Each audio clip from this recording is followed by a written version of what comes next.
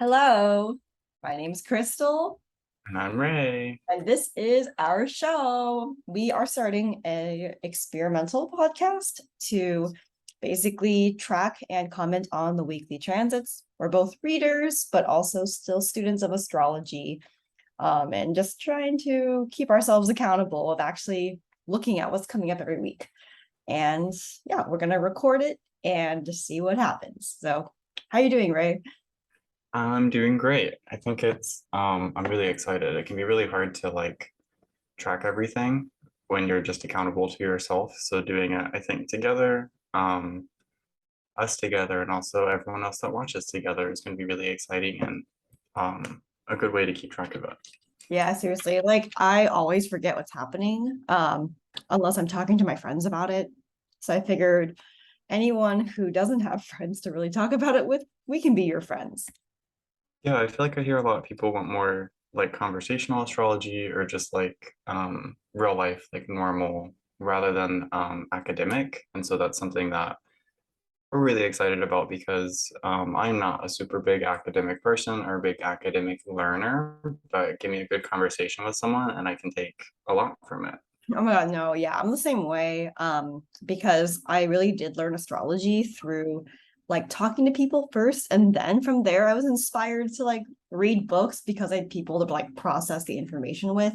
Mm. So yeah, in this podcast, we won't be necessarily going over like a lot of explaining, but we will be commenting and explaining every chance we get. Feel free to, in the future, on our socials, DM us if you have any questions, and we are more than happy to have a great conversation, educational style, with anyone that is learning, because community around astrology is important, especially as it gets more popular. Anyway, so oh yeah, like we can talk about maybe like our own charts a little bit so people can get to know us that way. Yeah, I love talking about my chart actually. Ah, me too. Let's go. How about you go first with your chart? Very fitting. I'm an Aries rising, um, Sun in Virgo, and Moon in Pisces. Um, I talk about like all three of those a lot, and I've also got Mars and Venus conjunct in Cancer, and that's a core part of my personality. So we'll hear a lot more about that as time goes on. And like Mars and Cancer is your chart ruler. Yeah, it's big baby mama bear. Yeah. Yeah, so I'm a Capricorn Sun, Leo Moon, Sag rising with Jupiter and Sag as my chart ruler. I have like a fat Sag stellium in the first house, so people tend to think I'm a Sag. I used to think for a long time because I had my birth time off by 10 minutes that I was a Scorpio rising when I was younger. And then like I found out like 2 years ago that I was actually a Sag rising this whole time. And I was like, oh, that's cool. I've always felt more like Jupiterian than Martian or Plutonian. So yeah. But Pluto is on my ascendant pretty much almost exactly. So like that's where you get the Scorpio probably kind of vibe. But And you yeah, have so sorry, I was gonna say you have Mars in Virgo. yes, What a big difference. it's such a big difference.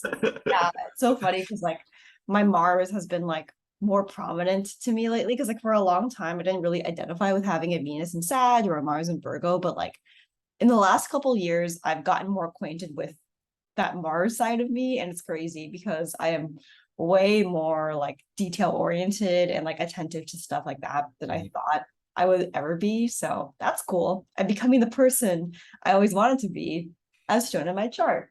So yay. Yeah, eventually, once you get into it, you'll be a big caricature. Oh Jesus. Yeah, that's the goal. You are told you're a caricature, and then you become the caricature on accident, whether you know it or not. That's like kind of how astrology's gone for me at least. I don't know about you. Yeah, sometimes it gets so literal. Like I have a friend, for example, who her uncle has Mars and Taurus in the 10th house. I think it was conjunct his midheaven. And guess what his career is? What is it? He's the butcher. Oh my God. He literally cuts like livestock and meat and food production, which is all very Venetian, Tauran, midheaven, obviously, career. Oh my God, that's crazy. Yeah. So sometimes we get that. Okay, anyways, so Yes. we are going to move on Moving on. to yeah, what's happening this week. So we're basically going to read off the list of transits that we've compiled, and then we're going to talk about the theme of what we're seeing, and then we're going to talk about, I guess, the individual application. So Mm. yeah, so the biggest thing, because this is debuting on Sunday, October 23rd, is this day you're watching this, if you are, is when the sun and Venus both enter Scorpio. So we are literally having this happen right during Scorpio season. Yeah. Do you think it would be best actually to go through the list of like the transits this week and then go back and break them down one at a time? Yeah, so I was saying, like, we can maybe go down the list and then like talk about what we see overall as a theme and then break them down individually without like going too much into detail for the people that already know what that means. Mm. Yeah, this is sorry, I'm realizing things even just looking at it now. This is such a But test for our Earth sons. We're not going to prepare too much for this. And then we're like, ah. we should have prepared. Oh, it's okay. They can candidly hear us like, just like slightly overreacting to everything because we're like Earth sons, like a Capricorn and a Virgo starting a podcast Mhm. out like wild and out. Yeah, and we both Impossible. yeah, we both mentioned our Virgo placements too, so it's like Oh yeah, the problem is the Virgo. Oh my gosh. Yeah. Okay, um I'd rather be doing this with you anyway. literally we're in the boat together. Whether it Seriously. sinks or not, we'll find out. Oh my God, yeah. Um, but yeah, this week our theme definitely everything coming up Scorpio, a lot of Scorpio business. Not just because the sun's in there, but for a few other reasons. And so kind of with our list of transits we're going to go through now. That's going to be the Venus and Sun in Scorpio today, the 23rd, just like Crystal mentioned. And then on the same day, Saturn is stationing direct. That's going to be Woo! pretty Yes. finally. And Uh, then also we're going to talk about asteroids on this podcast. So Juno is also going direct on the 23rd. And I don't know much about Juno personally. So Rey is going to be the educator there. so my ascendant, natively. That's My you. mom. When I talked about Mama Bear, it's Hera. Yes, I have a Hera tattoo, but I don't really understand like a lot about Juno and Hera. I just know that that's the goddess of like commitment and relationships, and Zeus is Jupiter's wife. That's all I know. So Mhm. I will be asking you questions in lifetime about that. Perfect. Yeah, I have a lot. I had a peacock feather on my boutonniere at my wedding, which is like a Hera thing. But anyways, on the 25th, that Tuesday, we've got a partial solar eclipse, also a pretty big deal. This is kind of a big deal this week. Yes, the Scorpio solar eclipse. Yeah, we're very excited about Yes, that. that is exciting. I was like talking to a group of 5 Scorpios last night at a party with like Chance, and they were like, "Oh, like tell us more about Scorpio." Then I mentioned these two transits this week, and they were like, "Wait, I thought it was going into Scorpio on the 23rd. Why is there also an eclipse?" And I'm like, "I don't know, man. This is a big week for Scorpio energy, I guess." So yeah. And then we have Mercury trining Mars on 26th, which is that Wednesday, which, Mercury is also squaring Pluto the next day on the 27th. And in traditional astrology, like Mars rules Scorpio, and then in modern astrology, which incorporates Uranus, Neptune, and Pluto as modern rulers, Pluto rules Scorpio. So it's funny because there's still like this kind of like scorpionic edge to even those transits with Mercury doing that. So I'm like, even there exists Scorpio vibes. Yeah. Yeah. Yeah, Pluto definitely has like a really strong affinity for Scorpio. There is so much happening. Holy crap. Yeah. And okay, so then on the 28th, which is that Thursday, this Thursday, Jupiter retrogrades into Pisces. It's been retrograding, it's just been in Aries, and then it's moved all the way to 0 degrees and then back into 29 degrees of Pisces. Yeah, on Thursday. Yeah, that's on a Jupiter day. On Jupiter's day. Yeah, because there's planetary days and everyone gets assigned a day, every planet. Like for example, the sun gets Sunday. And yeah, Jupiter has Thursday. So it having a significant transit into Pisces, which is, where it likes being in traditional astrology. That's a pretty interesting blessed day to do some magic if that is so what you desire, which we'll talk about. But yeah, and then Mercury enters Scorpio on 29th. So there's basically something happening like almost every day this week, except for Monday. But I think Monday will just be like gearing up for that eclipse, right? So because we have something happening today, Sunday. Yeah, wow. All the way till the end of the week until we have our next podcast. So, geez, a lot happening. And then we also have some minor transits, like a little less significant, but still quite the honorable mentions if you want to read those. Yeah. So today, Jupiter's going to be trine Pluto. Not going to explore that too much. But kind of starting that intensity that Scorpio can bring. Mars goes retrograde on the 30th. We'll talk about that next week since that's going to be a bigger and a longer term thing. We won't have time for today. And then along with the Venus and the Sun entering Scorpio today, they're conjunct each other in Libra. Like, is that a Kazemi? Yeah. yes. Although I think and this is something I'm not as familiar with, there's a technical term where whenever a sign is in, like, so since Venus is in Libra, it's like, and it's Venus is in its domicile, like it rules Libra, and so it's considered to be like in its own chariot, so it's like protected from the sun. I'm doing quotation marks. Oh, interesting. Yeah. Yeah, so it's meant to be more, it doesn't, consume Venus like it would normally, but then immediately after it enters Scorpio, by the time it's at 2 degrees, that's when the new moon happens, and then it eclipses. Yeah. So for those who are kind of new, a Kazemi is basically, how would you describe it? It's basically like when the sun and a planet are within like a degree of each other, and it's just like a more like potent explosion of energy. How would you describe what a Kazemi is? Yeah, I mean, definitely like an explosion of energy. It's kind of like the sun represents truth and light and the factual, just like the truth. And it's like literally bringing light.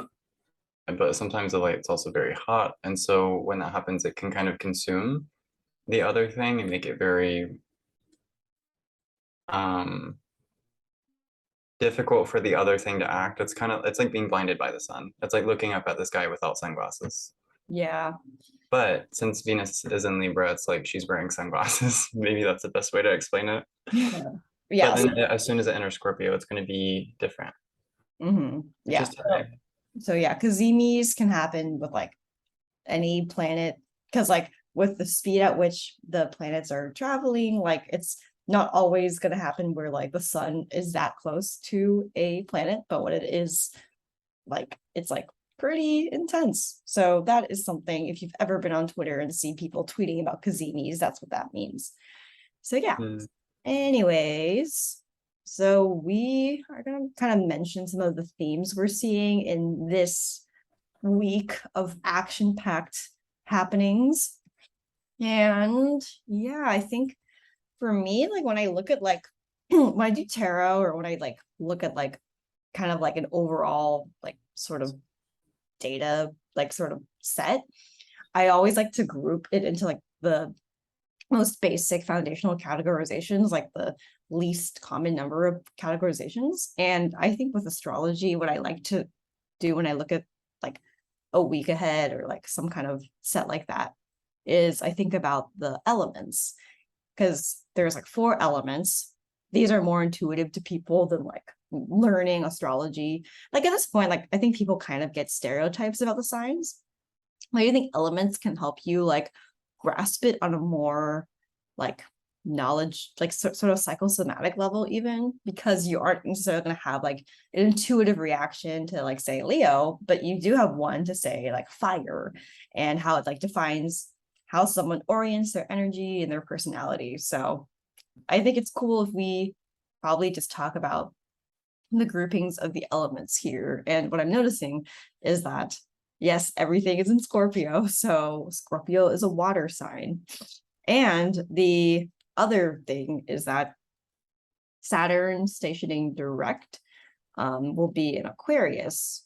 And personally, yeah, and then like the Venus conjunct Sun secondary one in Libra. Libra is also an air sign. So it seems like we're having a lot of air and water activity this week. And this is like completely the opposite of my chart because I elementally am made up of primarily earth and fire. And I notice that whenever I'm around a person with a lot of air or water, or like a lot of air or water sort of kind of transits are happening in the sky, I just completely like lose my shit.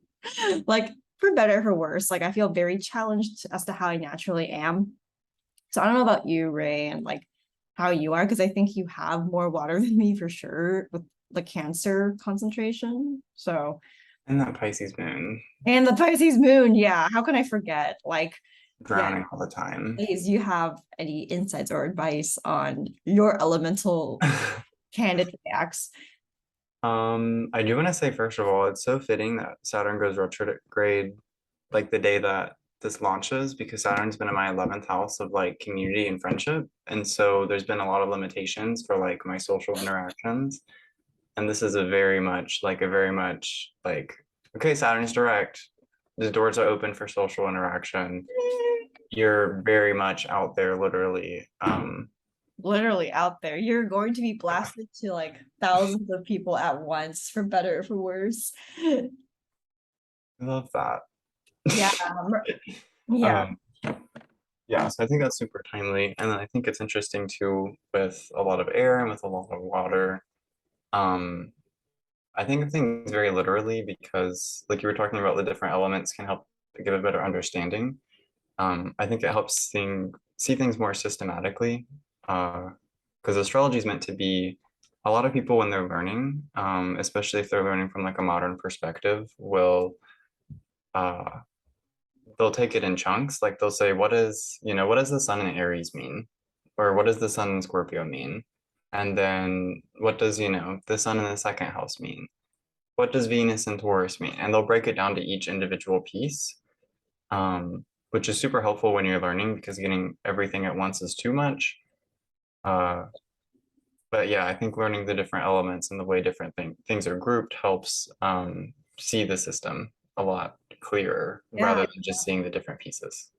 Yeah, exactly. Like it reminds me of how like when you're learning a language, or like let's just even take like babies will learn like individual words first before they learn how to put them together, right? And I think that like learning like what a sun in Aries means, or like what a Venus in Pisces means, like these are like individual like words, so to speak. Mhm. But like if you want to like actually feel fluent in that, because it's actually a lot of brain overhead to like remember each and every placement, like versus if you start to like say group things by like what elements mean, and then just like remembering which signs are which elements, and then like you can kind of plug and play by learning like the planetary associations too.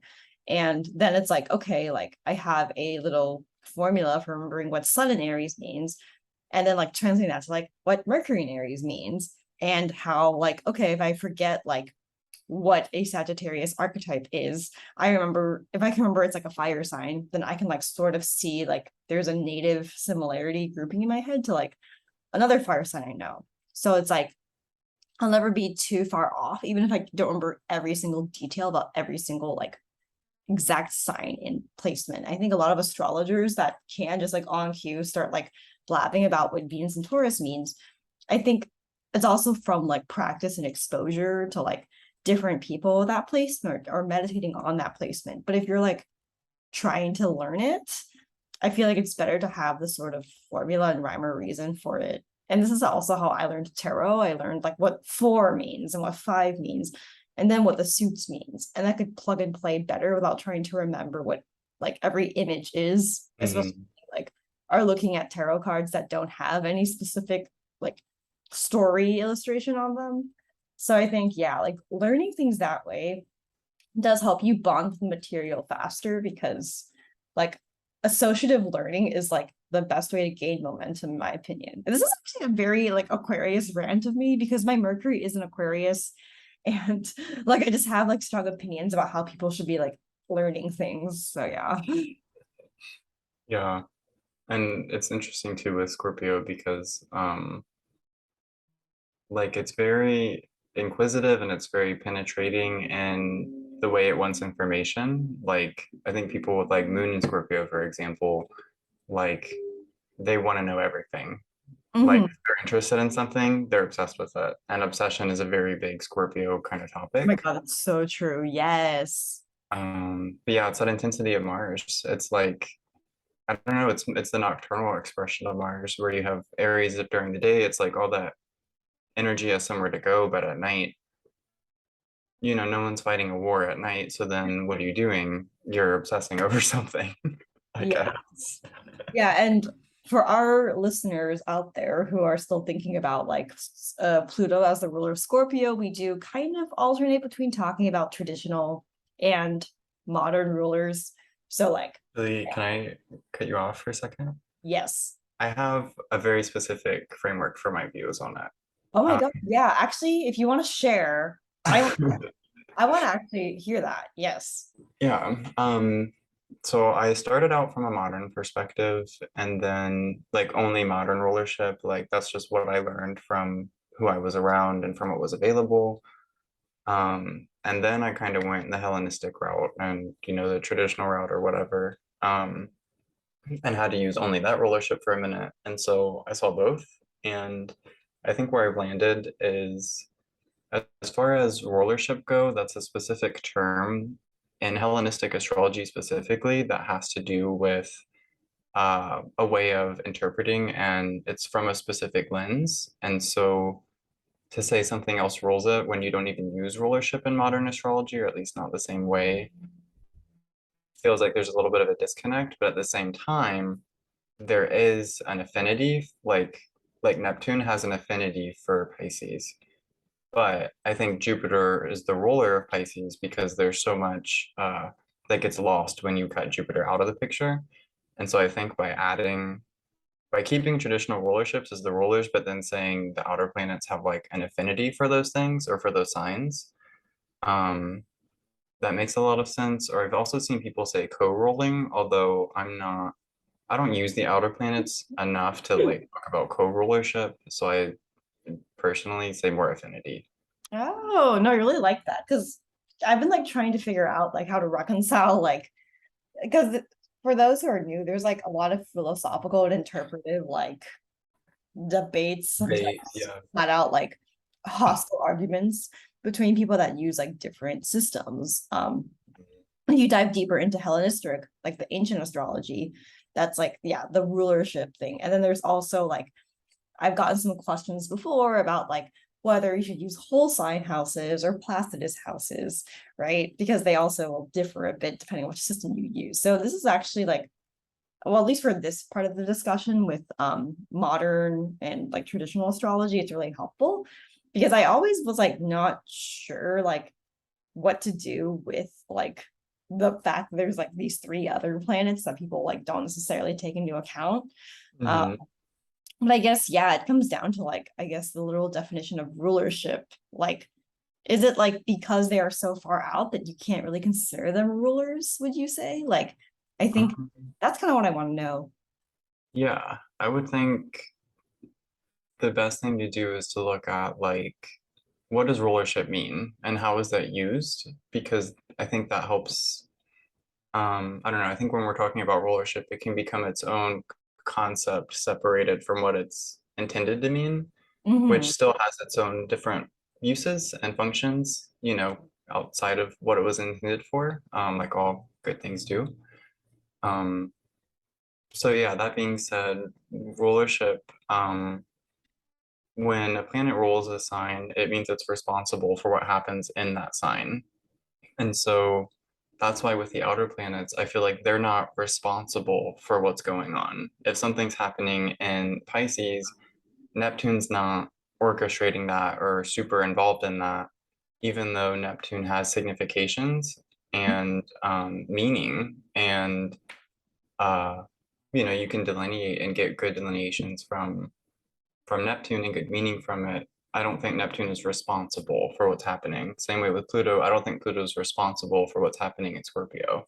But I do think if you look at the themes of Scorpio and the themes of Pluto and the significations for both, there's a big, I mean, they make sense. It makes sense that there's an affinity there, or that people would say that they're co-ruled or ruled. Um, yeah. Okay. No, this is actually really helpful, makes a lot of sense because I do think it frames our discussion because like like even like in this discussion, there's only like a few signs that you would have this sort of like, oh, like who is really responsible for them? And Mm, those signs being Aquarius, Pisces, and Scorpio. Everything else has like sort of like no real conflict in terms of what planets care. Like no one's like debating what Gemini and Virgo are really ruled by. They're all ruled by Mercury. And yeah, mhm. Scorpio is just There are debates, sorry. no, there are debates. But okay, Yeah.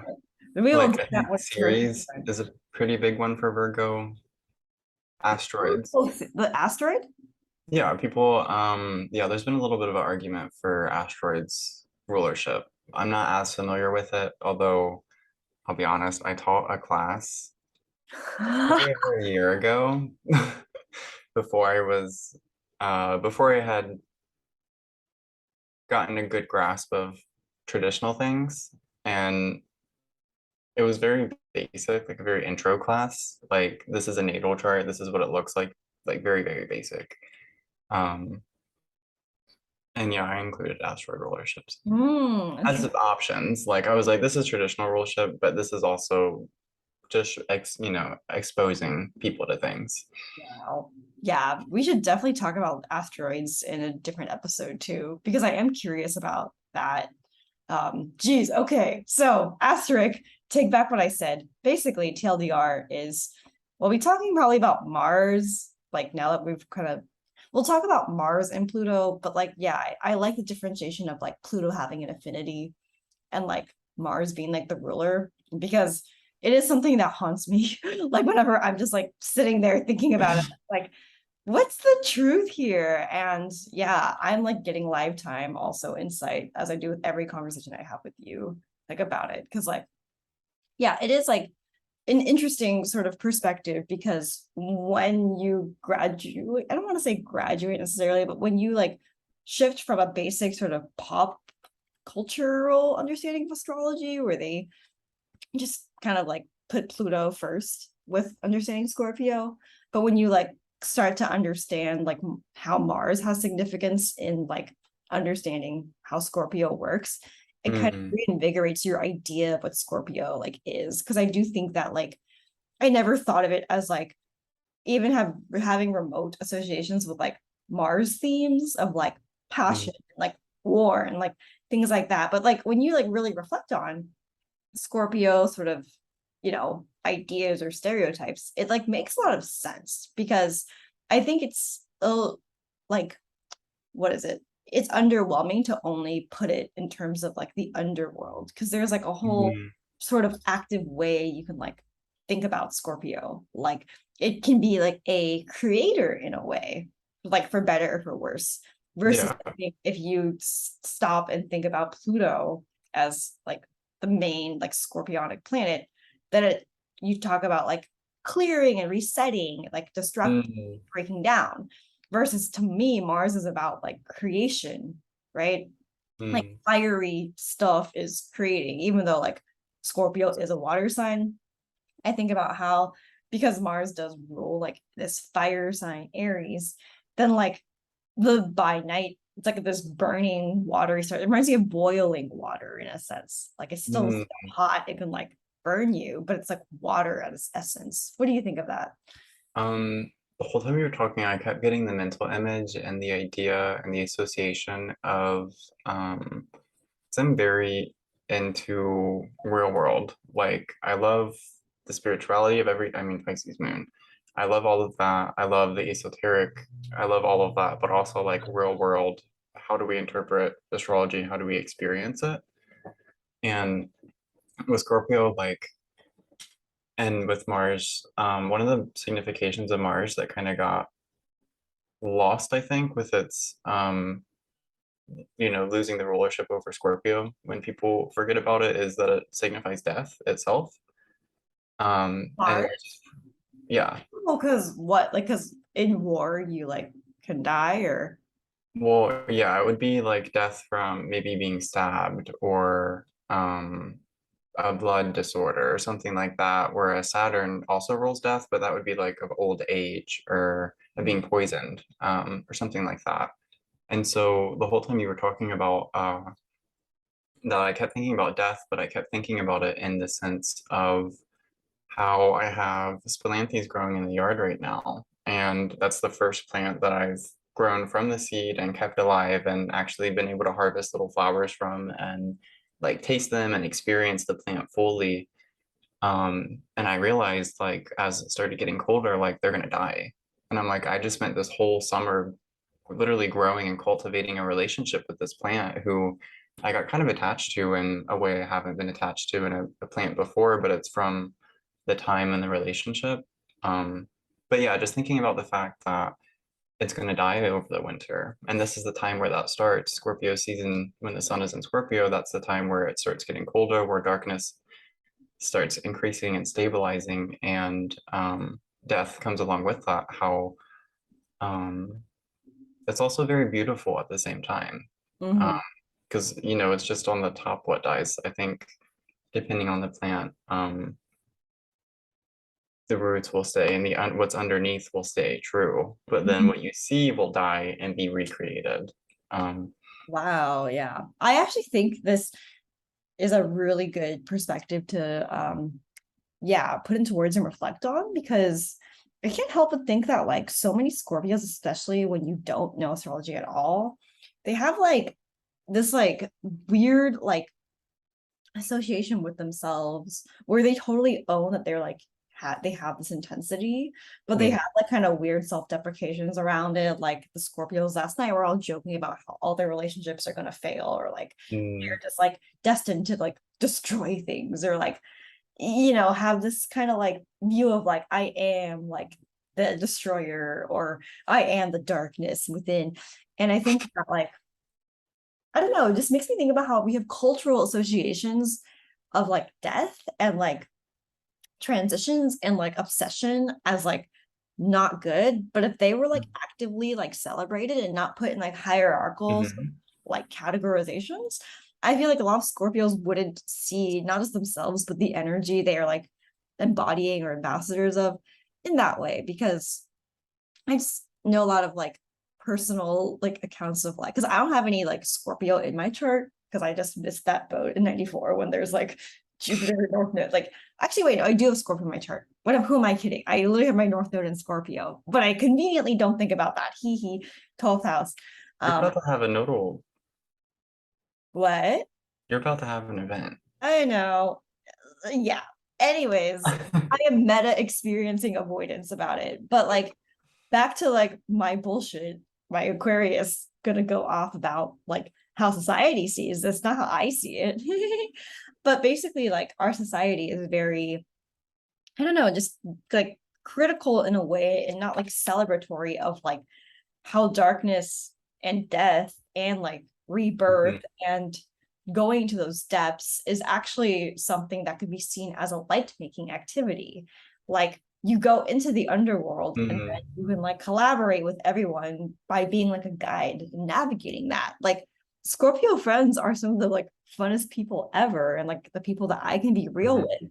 And I have like a life where like there's a place for that realness no matter where I go. And I think a lot of Scorpios that are stuck in like monotony and not getting to like be magical and create what they want would maybe feel that way about it.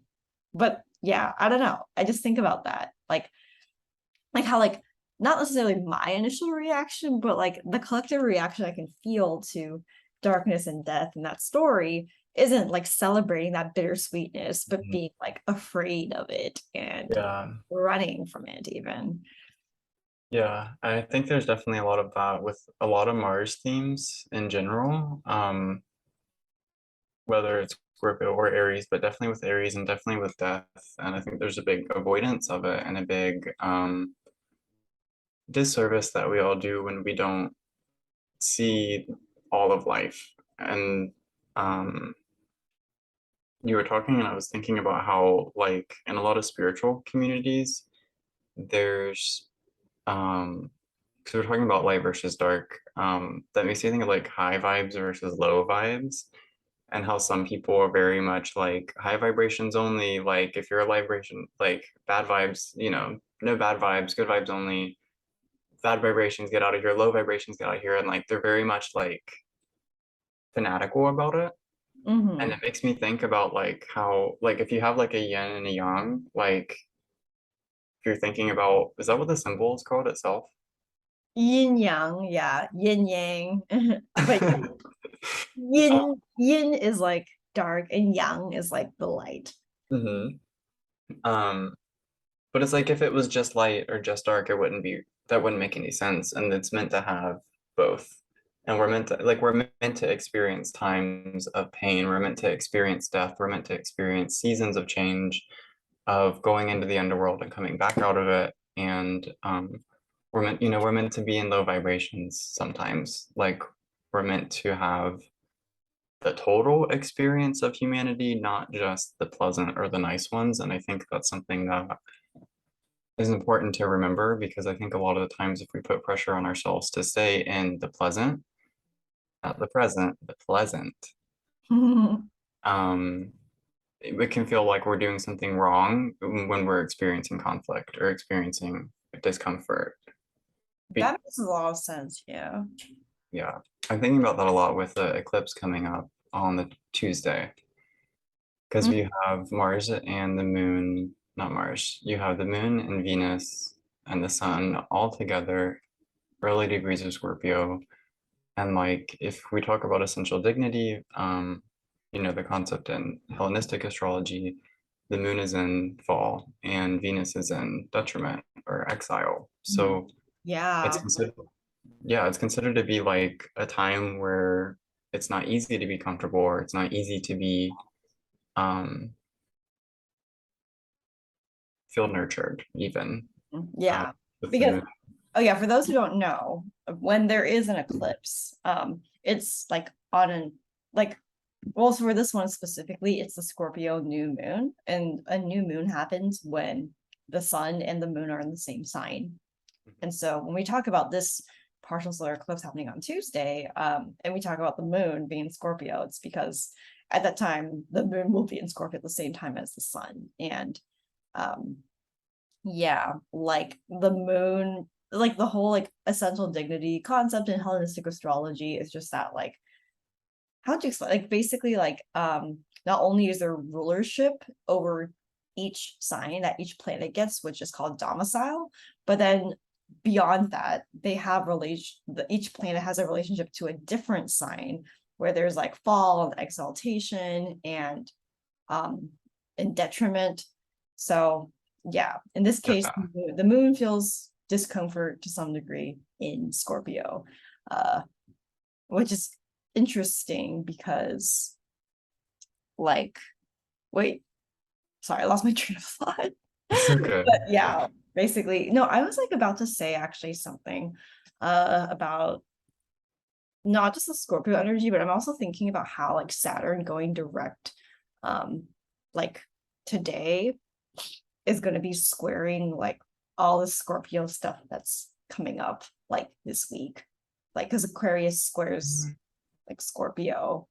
Like it's not like a perfect square because this is a lot of this is like maybe early degree stuff, but like at the same time there is like a loose square, and I feel like for me every Scorpio season it's like fun for the rest of my psyche, but it's like terrible for like my ability to feel like I can process and communicate. Like I feel like I'm living in a haze and just like vibing. So that's something I just thought about.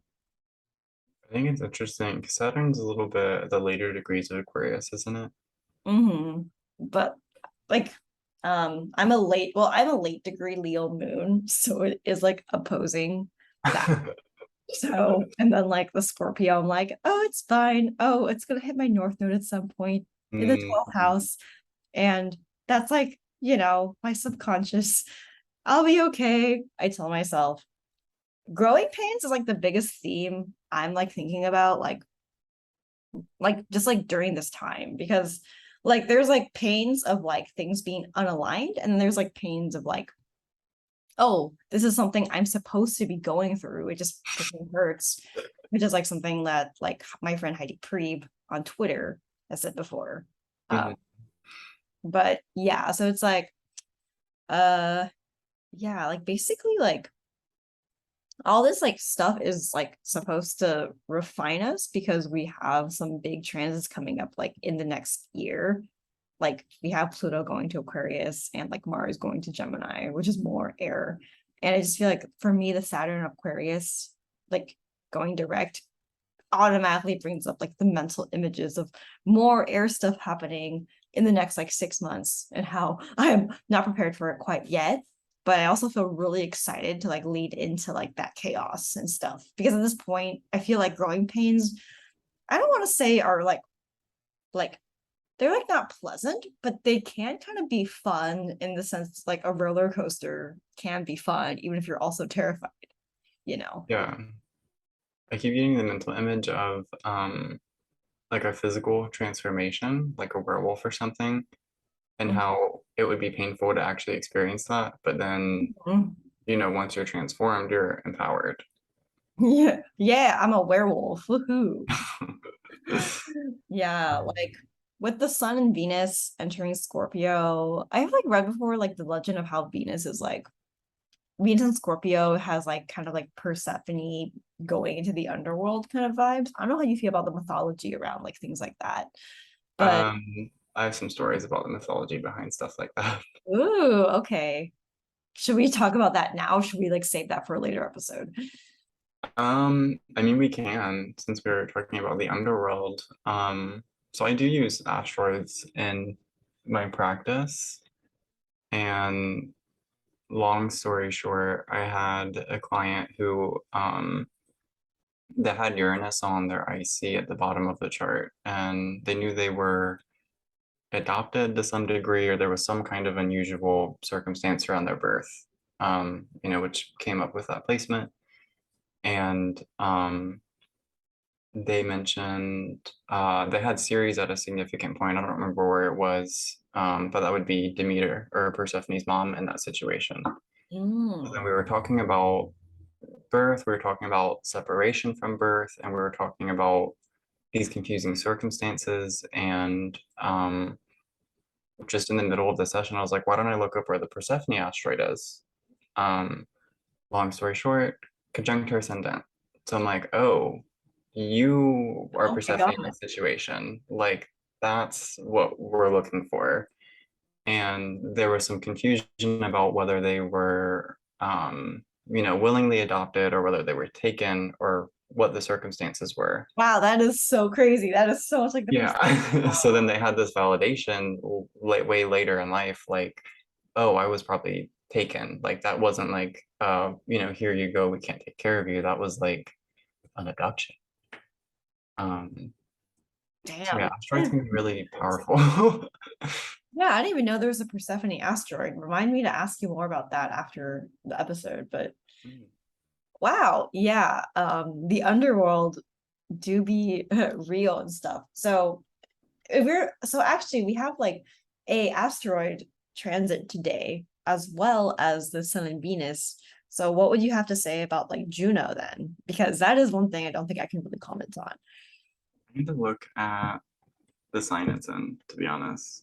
I will say that earlier you were talking about astrology kind of as a language and learning each part as like a different word. And I think that's a really, really good analogy, even like because traditionally they had astrologers were signified by Mercury, because they were seen as translators. So um I kind of see asteroids is more like a dialect, I guess, or like maybe even like a new language being introduced into an ancient language. Um, at 7 degrees of Pisces, and it's gonna be conjunct series. Yeah. I think that's one with asteroids, they get so specific. You would have to look at if it was at a significant part of your chart. So for example, it's going to go direct on 8 degrees of Pisces.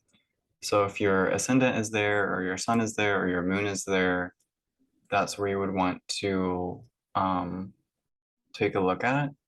The themes would be around like commitment. It's the marriage asteroid, but more than marriage, it's about commitment, what you're willing to commit to. You said 8 degrees Pisces? Yeah. Bro, I'm like a Saturn in Pisces 9 degrees. Oh, really? Great. I don't Oh, even no, think that's good because then we have an example. ugh. No, like I've just been like, kind of sad about like my love life. And I did get like this Juno hair tattoo like in December of last year because I wanted to call in the relationship and like still like calling it in. I've gotten like substantial progress, I think, not necessarily in like an external outcome oriented way, but in You like, made friends with someone that has Juno in their ascendant. I think that's pretty successful. you know what? Yeah. Yeah. Okay. That's pretty successful. But yeah, it's funny because I have been like thinking about what that means to me a lot lately. So it's Mm. like not just like even like for like, the 23rd, but just like overall. And I do feel like committed to like my new place here in New York. I feel like a sense of home. Like I feel like I'm ready for my Saturn return on my IC.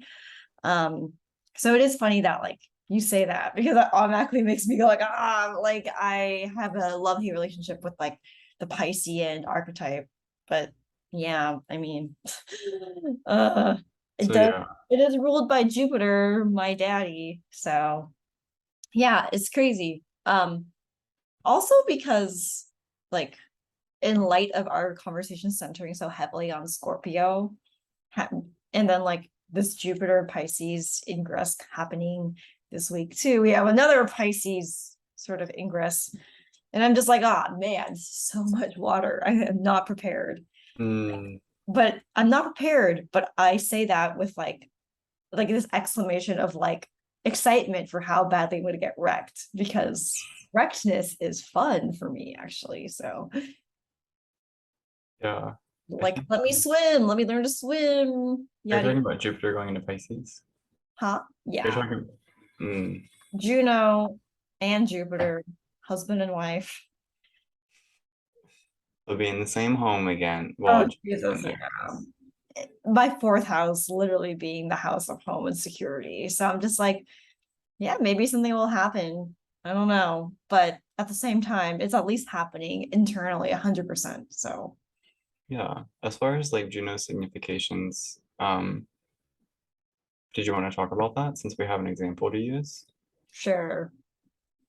Um, I'm just like, like two of us candidly react to the transits happening. They're just like, ah. Okay. This is like me every day when I check like the weather on my Astro app, like which is like time passages. I'm like, oh, my moon is on my Mars today. Back to bed. Like this is like how I feel right now. I'm like, oh, I wasn't ready. Okay. did I tell you about the time I got my blood drawn and it said my testosterone was like through, I mean, incredibly high, way higher than normal. Oh wow. And I And looked at the transits and the day I got it drawn, Mars was on the moon. geez, They that's were conjunct. and then like your Mars is in Cancer. Oof. It was like both the transiting ones. I don't even remember what sign it was in. Oh It my was God. just Yeah. like maybe Well, that's why. okay. Well, this transit show is going to talk about Juno as well. So, what are the significations? Mhm. It's the goddess of commitment in relationships and marriage, right? Yeah. So I would think it would be with it being in your fourth house and it being with Saturn, kind of just taking more like becoming the not necessarily the mother figure in the sense of like a mother or nurturer, but a mother in the sense of an authority figure and someone that has authority and power and like autonomy. in your home and in the way that it's structured. And so I think that would be kind of how it might come up for you. That's absolutely crazy because this entire month since I moved to New York recently and like was getting an apartment with my like new roommates who I met through friends of friends. We moved into like this unfurnished place and I was like looking for like jobs and things like that too. But I was just noticing that like in like the last few weeks, I have like literally become more of like a mother archetype than I ever have. And I've never identified with it. Like Mm, I think when I was living in LA for like the last 5 years, I very much felt like the child and just like the maiden on my journey. And I would always get the Sunday scaries like super bad. But now I feel like I have like a little family here in New York because I do a lot of community here. But even like in a really like small setting, like in this home, I feel like I'm an authority figure who like I'm home the most. So like I have to like take care of the dog and like not like I have to, but like I want to be cooking and like looking out for mhm, roommates and like figuring out what's missing and like spamming the group chat with like all the things. So it's funny because like I'm very Virgo-ish in how I think I am a mother, probably modeled after my actual Virgo mother, but I'm also just very like very focused on like giving inspiration and encouragement and patience to everyone in this home and who I meet outside in like New York too. Like being this like, yeah, it feels like Piscean, honestly, like very like wise and like aware of like what's happening and going on. So it's crazy actually, because I wasn't expecting to like learn about, yeah, Juno as an asteroid that kind of dictates that because I always wondered if I would be even a good mother because I don't like fit the stereotypes of like being a very like, I don't know, like soft spoken, sort of like introverted, like a mother like my mother. But I'm mm, realizing like people feel very safe and like in a family setting with me more than they ever have. I never felt that way before, like this last month and like moving here. So it's kind of crazy that like you bring that up, that it's like so close to like my Saturn, which is in the fourth house too. And like my mm. Saturn return gonna come soon because yeah, Saturn's going to Pisces soon. You're not, what year were you born? 95. So you're in a Saturn year. No, I am in a Jupiter year right now because I Okay. am not because Saturn is starting its like Pisces journey next year, right after I turn 28, which is in January. So I'll Mm, be in a Mars year when the Saturn return begins. But for now, I'm in a Jupiter year because it's like Sag, Cap, Aqua, and then fourth house is Pisces. So it's my fourth house year. So Jupiter rules Pisces. So yeah. oh, you're in your fourth? Mhm. Yeah, you are because you've had your birthday this year. Yeah, so I am still 27. I'll be 28 in January. That is so old. I remember when I was not this. I remember when I was 21 and I still was like, I have so much time left. And I'm like, what? I am like closer to 30 than I've ever been. And I'm like talking about being a mother on a podcast. This was not what I was doing when I last was on a podcast in like 2018, bro.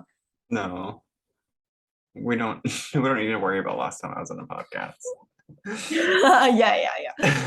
Like, yeah, and it's crazy. Um, Because yeah, with like yeah, this is going kind of long. So we have Mercury and the Sun and Venus all in Scorpio this week, and Juno and Jupiter in Pisces. And then, do you want to talk about? Maybe we can talk about the Mercury um aspects that are happening on the 26th and 27th, because according to mythology, Mercury can like go as they please into the underworld and come out. And they're also non-binary in like modern significations, which to me makes sense. I think that makes the most sense out of any other signification. Um, Largely because I can't remember his name off the top of my head, but the dude that was responsible for like binominal nomenclature, however you say that, but for labeling things, same dude that kind of decided, and we based the Mars being like male and like the Venus symbol being for female based off of. he was also an herbalist, an astro herbalist, and he used those symbols not to describe human bodies or parts, but to describe plant parts. And Mhm. he used the symbol for Mercury for either like non-gendered or ambiguous parts of a plant. So like using Mercury as like a kind of significator for like non-binary is just as historically correct, just on like a factual level as using Mars and Venus. Yeah, I love that. Yeah, because like I felt like it made sense because when you look at like the day and night chart, like sect things as well, it's like Mhm. Mercury is like you can use Mercury as like some a planet of significance, whether you're a day or night chart, because and I think about that like mythology of like being able to like come and go as they please and like be like Mhm. this messenger, and you kind of have to have a fluidity in some way to like be Mhm. able to do all that. Um Which makes me think of these transits. yeah, Because again, it's something, Mars and Pluto. yeah, And I'm like as you said earlier, scorpionic associations. Yeah, I don't know. I feel like if I could like project out into what's gonna kind of happen, I think it's gonna be like people are going to be reflecting a shit ton on Scorpio energy, even if they're not necessarily experiencing like firsthand palpitations. Um, because Mercury is all about like not just like what you say, because people always talk about it when Mercury retrograde comes around, but it's also like how you're processing information, yeah. right? It's like literally like the mental inner workings. And I feel like because I Mm, was christened by pop astrology a little bit when I first got into it in like my college years, I didn't always realize that it's not just what you say, but like how you literally mhm. and like process Very any Plutonian. plutonian. Yeah, that's very like Pluto as well, because it's very penetrating. It's not just about what you're saying and you know what your words mean, but also like the thoughts behind the words too. Mm. Yeah. I tend to forget that I have inner qualia because I don't like hear my monologue unless I speak sometimes or if I'm writing it down. So when I'm sitting in the subway, I'm just disassociating, like no thoughts, brain empty.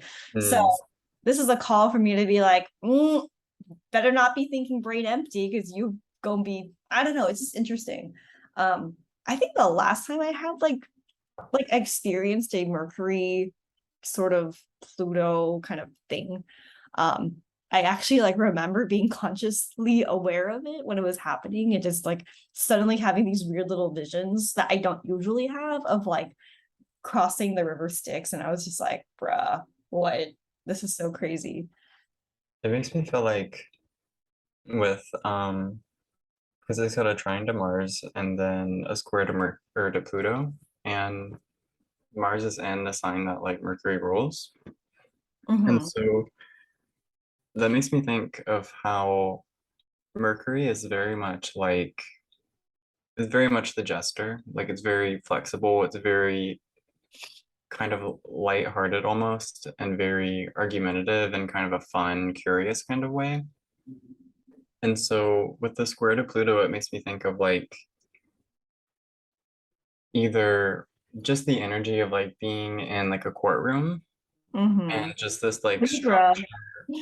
Oh, Libra. Because literally, yeah, like this like courtroom of like so I was thinking like a king's court, but I wanted to use a more modern example. And so it was like a courtroom has that same serious kind of heavy energy of the layers of the law and of truth, and you know they kind of defining that structure, defining it, and Mercury being in a position where it's in there and it's got to um because with Mars and Gemini it's been like a very big theme of like your words as tools.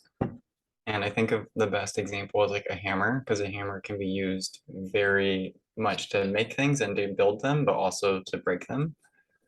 And so it makes me think you're in, you know, you're in court and you've got like a hammer or like a brick even, yeah. and you have to decide like, are you going to build with it or are you going to destroy with it?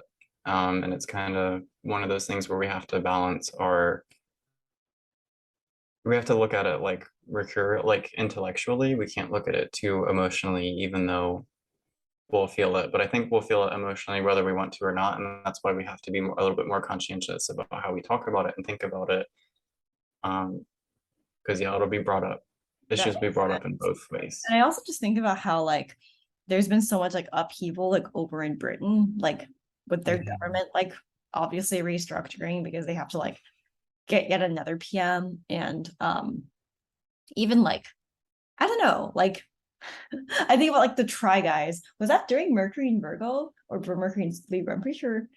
I was just thinking about like just like this sort of thirst for like justice or this thirst for like a restructuring of like a more balanced sort of like approach to how things should Yeah, like it's like a overall. martial curiosity.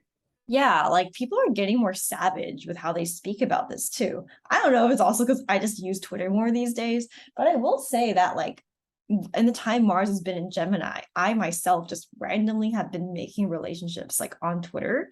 And it's on like Mars is on my descendant right now, and I do feel more like challenged in a sense, but also my Mercury in Aquarius is like pretty happy about all of that. It has been happy while Mercury was in Libra Mm. because it was a trine. And now I'm just like, wow, with like the upcoming Mercury entering Scorpio, this might be like my last sort of brush with like self-reflection before like maybe things start like hitting the fan. For Mm. because every time there's a Scorpio, a concentration of Scorpio energy that's in my 12th house, I go through some life changes, but they all make me better as they make everyone. So yeah, but yeah, next week will also be packed, not just this week. So we'll see how Yeah, this eclipse treats us. Yeah. yeah, it'll definitely be pretty interesting. It'll be a time of creating peace, making peace, wanting, welcoming it where you didn't think it would be welcome, and Oh my God, welcoming it where you didn't think it'd be possible. that's so great because like death and can also be peaceful. And I think that people don't realize that Scorpio, in a sense, with all the obsession and death, Hmm. like all that stuff, is actually perhaps a harbinger of peace.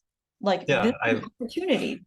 did I read you the horoscope I wrote about the eclipse? Because you're kind of quoting it a little bit. I actually did not read that yet. Oh my God. No, it was I literally, am dead. We are one brain, my friend. well, it's because that's the theme, that's what it represents. And so literally like the peace that death can bring, as even though I had my little moment with my Spilanthes coming to terms with the fact that they're gonna die and it's gonna change. I mean, I harvested the little flowers, I'm drying them out so I'll have their seeds. And then um, I don't have to take care of them. I don't have the stress of watering them and of watching them and worrying about if they're going to be okay. So I'm very much at peace with it now. I think peace is like surrender. And I think that's the best way to navigate a Scorpio season. The white flag on the picture I have for the eclipse. Yeah, we should just like tell the listeners if you take away anything from this, no obligation to. But if you do, think about peace and fix your eyes on what peace means to you. Because that will be the number one way to get through all this. All right, well, I think we covered everything, right? For Yeah, now. I think yeah, we covered everything.